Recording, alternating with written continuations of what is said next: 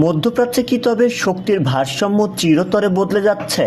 সামরিক বিশ্লেষকদের দাবি, ইরানের কাছে বর্তমানে যে পরিমাণ উচ্চ সমৃদ্ধ ইউরেনিয়াম মজুদ আছে তা সামান্য রিফাইন করলেই একাধিক পারমাণবিক অস্ত্র তৈরি করা সম্ভব। রহস্যের নেপথ্যে যা থাকছে প্রযুক্তিগত সক্ষমতা। পরমাণু বিশ্লেষকরা বলছেন, ইরান এখন এমন এক পর্যায়ে পৌঁছেছে যেখান থেকে ব্রেকআউট টাইম বা বোমা তৈরির সময় মাত্র কয়েক সপ্তাহে নেমে এসেছে। পশ্চিমাদের আলটিমেটাম, যুক্তরাষ্ট্র ও ইসরায়েল এই মজুদকে সরাসরি হুমকি হিসেবে দেখছে, যা যে কোনো সময় বড় ধরনের সামরিক সংঘাতের সূত্রপাত করতে পারে। ইরানের অবস্থান।